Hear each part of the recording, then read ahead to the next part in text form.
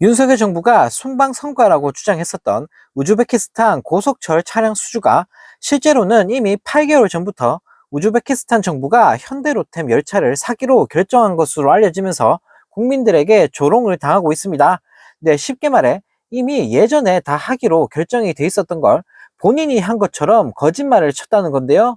네, 우즈베키스탄 정부가 현대로템 열차를 사기로 결정한 것은 무려 8개월 전으로 이미 열차 외관 디자인 공모까지 마친 상태였다고 합니다.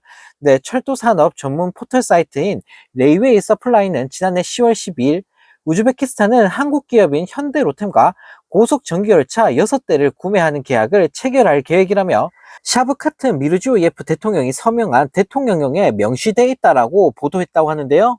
네, 또 우즈베키스탄 데일리는 지난 4월 13일 현대로템의 고속철도 차량의 외관 디자인 공모전이 우즈베키스탄 철도공사 홈페이지에서 발표됐다라는 보도까지 나왔다고 합니다.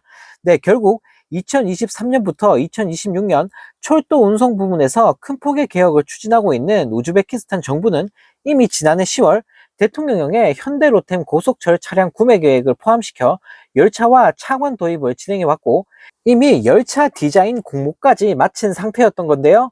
네, 쉽게 말해 지지율 바닥을 기고 있는 윤석열 정부가 어떻게든 성과를 만들어내기 위해 공급 계약 서명만 윤 대통령의 국빈 방문 시기로 늦춰온 게 아니냐는 지적이 쏟아져 나오고 있다고 합니다.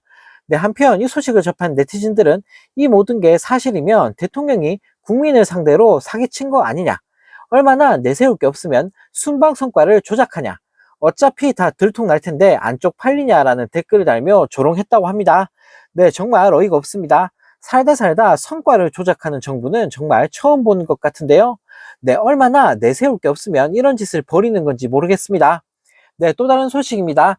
대법관 후보 추천위가 오는 8월 1일 퇴임하는 김선수, 이동원, 노정희 대법관 후임 후보 9명을 발표했다고 하는데, 네, 윤 대통령과 사법연수원 23기 동기가 무려 5명이나 포함이 되면서 큰 파문이 일고 있습니다. 네, 특히 윤강열 부장판사는 지난 2022년 윤 대통령의 장모 최은순 씨의 불법 요양급여 편취 재판 항소심을 맡으며 보석을 허가해주고 무죄를 선고한 인물이라고 하는데요. 네, 한편 이 소식을 접한 네티즌들은 진짜 해도 해도 너무하네. 북한 저리 가라구나. 이게 윤석열식 공정과 상식이구나. 이 찍들은 참 좋겠다. 아주 나라를 개판으로 만드는구나. 국민을 개돼지로 보는 거지 뭐라는 댓글을 달며 비판했다고 합니다. 네, 정말 어이가 없습니다. 이렇게까지 대놓고 국민을 기만하는 정부는 정말 처음 보는 것 같은데요. 네, 자랑스럽던 대한민국이 어쩌다 이 모양 이 꼴이 됐는지 모르겠습니다. 네, 또 다른 소식입니다. 윤 대통령 장모 최은순 씨가 경기 성남 도촌동 부동산 매입과 관련해 과징금 27억 3천만 원을 내는 게 맞다는 법원 판결이 나오면서 국민들에게 비웃음을 사고 있습니다. 네, 법원은 14일 최은순 씨가 중앙구청장을 상대로 제기한 과징금 부과 처분 취소 소송 항소심에서 원고의 항소를 기각하고 원고 패소 판결을 한 1심을 유지했다고 하는데요. 네, 앞서 2020년 4월 성남중앙구청은 의정부지검으로부터 최은순 씨에 대한 부동산 실명법 위반 사실을 통보받은 뒤 최 씨에게 과징금 27억 3천만 원을 부과를 했었습니다.